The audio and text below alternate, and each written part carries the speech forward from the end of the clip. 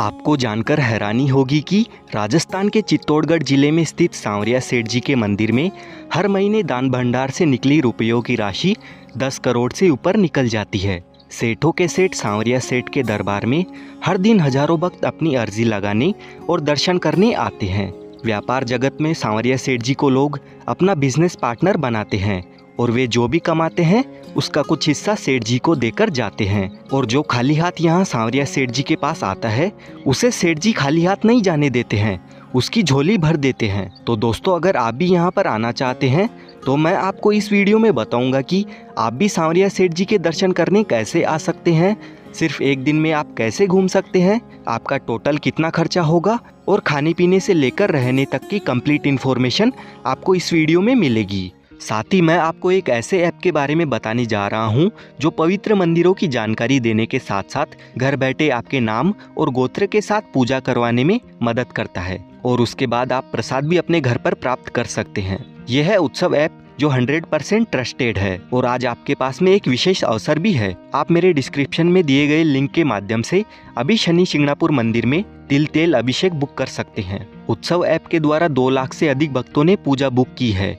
और घर पे प्रसाद भी प्राप्त किया है। तो बिना वेट करे नीचे डिस्क्रिप्शन में दी हुई लिंक पर क्लिक करें और अभी अपनी पूजा बुक करें। वीडियो में आगे बढ़ने से पहले आप जय श्री सांवरिया सेठ के नाम से कमेंट कर दीजिए और वीडियो को लाइक और चैनल को भी सब्सक्राइब कर लीजिए, क्योंकि ऐसे ही टूर गाइड वीडियोस आपको इस चैनल पर देखने को मिलते रहेंगे। सांवरिया सेठ जी का मंदिर राजस्थान के भक्ति, शक्ति और बलिदान के गढ़ चित्तौड़गढ़ के मंडफिया गांव में स्थित है। भगवान श्री सांवरिया सेठ जी का संबंध मीराबाई से बताया जाता है। कहानियों के अनुसार सांवरिया सेठ मीराबाई के वही गिरधर गोपाल है जिनकी वह पूजा किया करती थी। मीराबाई संत महात्माओं की जमात में मूर्तियों के साथ घूमती फिरती रहती थी। ऐसी ही एक दयाराम नामक संत की जमात थी जिनके पास मूर्तियां थी। एक बार जब औरंगजेब की मुगल सेना मंदिरों को तोड़ रही थी और मेवाड़ राज्य में पहुंचने पर मुगल सैनिकों को मूर्तियों के बारे में पता चला, तब संत दयाराम जी ने मूर्तियों को खुले मैदान में एक वट वृक्ष के नीचे गड्ढा खोदकर पधरा दिया और फिर समय बीतने के साथ ही संत दयाराम जी का स्वर्गवास हो गया। और कई सालों बाद सन 1840 में मंडफिया गांव के निवासी भोलाराम गुज्जर नाम के ग्वाले को सपना आया कि बादसोड़ा बांगुड़ के मैदान में 4 मूर्तियां जमीन में दबी हुई है। जब उस जगह पर खुदाई की गई तो भोलाराम का सपना सही साबित हुआ और वहां से एक जैसी 4 मूर्तियां प्रकट हुई। सभी मूर्तियां बहुत ही मनोहारी थी। देखते ही देखते ये खबर चारों ओर फैल गई और आसपास के लोग वहां पर पहुंचने लगे। फिर सभी की सहमति से 4 में से सबसे बड़ी मूर्ति बादसोड़ा गांव ले जाई गई। बादसोड़ा में प्रसिद्ध संत पुजारी भगत रहते थे। उनके निर्देशन में उदयपुर मेवाड़ राज परिवार के भिंडर ठिकानी की ओर से सांवलिया जी का मंदिर बनवाया गया। यह मंदिर वही मंदिर है और सबसे पुराना मंदिर है, इसीलिए यह सांवलिया सेठ प्राचीन मंदिर के नाम से जाना जाता है। दूसरे नंबर की मूर्ति को वहीं खुदाई की जगह स्थापित किया गया और इसे प्रकट स्थल मंदिर भी कहा जाता है। सबसे छोटी मूर्ति भोलाराम गुज्जर द्वारा मंडफिया गांव ले जाई गई, जिसे उन्होंने अपने घर के परिंडे में स्थापित करके पूजा आरंभ कर दी। चौथी मूर्ति निकालते समय खंडित हो गई, जिसे वापस उसी स्थान पर पधरा दिया गया और समय के साथ इन जगहों पर भव्य मंदिर बनते गए। उन्हीं में से ये सांवरिया सेठ का मुख्य मंदिर माना जाता है। सांवरिया सेठ के बारे में यह भी मान्यता है कि नानी बाई का मायरा भरने के लिए खुद श्री कृष्ण जी ने सांवरिया सेठ का रूप धारण किया था। इसीलिए व्यापार जगत में उनकी लोकप्रियता इतनी है कि लोग अपने व्यापार को बढ़ाने के लिए उन्हें अपना बिजनेस पार्टनर बनाते हैं। सांवरिया सेठ जी के दर्शन करने आने के लिए आपको सबसे पहले आ जाना है चित्तौड़गढ़। यहाँ पर आप बस या ट्रेन के माध्यम से बड़ी आसानी से आ सकते हैं और मंदिर का सबसे नजदीकी रेलवे स्टेशन भी चित्तौड़गढ़ जंक्शन ही है। चित्तौड़गढ़ रेलवे स्टेशन मुख्य स्टेशन है, तो आपके शहर से आपको यहाँ तक डायरेक्ट ट्रेन मिल जाएगी। दिल्ली, इंदौर, भोपाल, जयपुर, अहमदाबाद, मुंबई जैसे शहरों से ट्रेन यहाँ पर रेगुलर आती जाती रहती है। चित्तौड़गढ़ आने के लिए हमने जयपुर जंक्शन से ट्रेन का सहारा लिया था। चित्तौड़गढ़ जंक्शन पहुँचने के बाद रेलवे स्टेशन के ठीक सामने मंडफिया जाने के लिए टेम्पू और बसें लगी हुई रहती है। इन्हीं में हमें मंदिर तक जाना होता है। चित्तौड़गढ़ से सांवरिया जी का मंदिर 40 किलोमीटर की दूरी पर है और 60 रुपए पर पर्सन के अकॉर्डिंग बस का किराया रहता है। चित्तौड़गढ़ से चलने के बाद करीब 50 मिनट बाद हम पहुंच जाते हैं मंडफिया गांव में। अगर आप अपने पर्सनल व्हीकल से यहां पर आते हैं तो आपको यहां पर फ्री में 4 व्हीलर और 2 व्हीलर के लिए पार्किंग की सुविधा मिल जाती है। अब हम जाएंगे मंदिर के अंदर।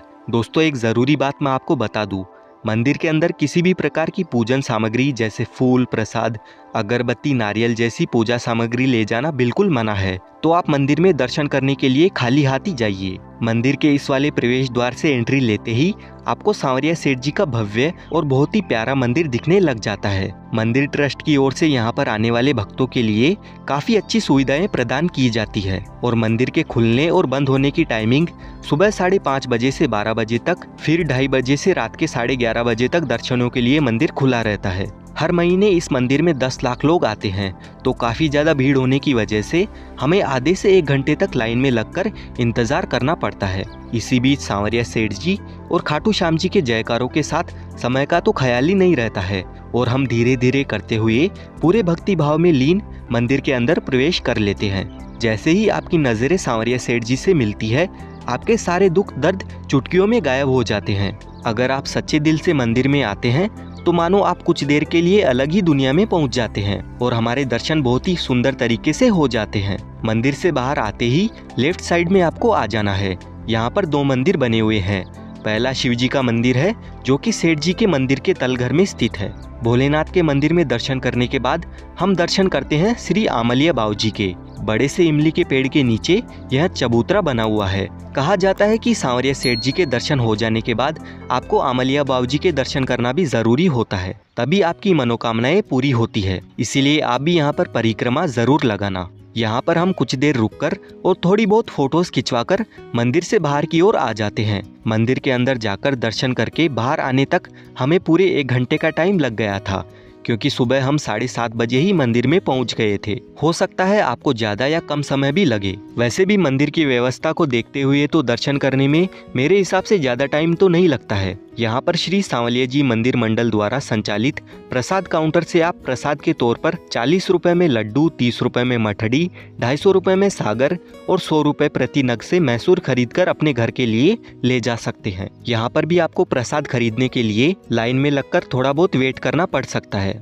और यहाँ पर लाइन वाइज आपको बहुत सारी शॉपिंग की दुकानें दिखेगी। यहाँ से आप सांवरिया सेठ जी की मूर्ति या फोटो खरीद कर ले जा सकते हैं। खाने पीने की बात करें तो यहाँ पर आपको फैमिली रेस्टोरेंट्स मिल जाएंगे, जिन पर थाली ऑप्शन देखने को मिल जाएंगे और काफ़ी बढ़िया खाना आपको यहाँ पर मिल जाता है। वैसे तो दोस्तों आप एक ही दिन में बहुत ही अच्छे तरीके से सांवरिया जी के मंदिर में दर्शन करके उसी दिन अपने घर के लिए रवाना हो सकते हैं, लेकिन फिर भी अगर आपको यहाँ पर रहने की व्यवस्था चाहिए तो श्री सांवलिया जी मंदिर मंडल की ओर से बादसोड़ा चौराहे पर सांवलिया धाम फैमिली रूम और हॉल डॉर्मेट्री धर्मशाला स्थित है। यहाँ पर आप ठहर सकते हैं। और अगर आप मंडफिया में रुकना चाहते हैं तो यहाँ पर सांवलिया जी मंदिर मंडल की ओर से रुकने के लिए कई भक्त निवास बने हुए हैं। इनकी जानकारी आपको नीचे डिस्क्रिप्शन में भी मिल जाएगी। और अगर आप चित्तौड़गढ़ में रुकना चाहते हैं तो मंदिर ट्रस्ट की ओर से चित्तौड़गढ़ में श्री सांवलिया जी विश्रांति गृह बना हुआ है। यहाँ पर आपको बहुत ही सस्ते में फैमिली के लिए रूम और सिंगल पर्सन के लिए डॉर्मेट्री सुविधा मिल जाती है। श्री सांवरिया जी मंदिर में आकर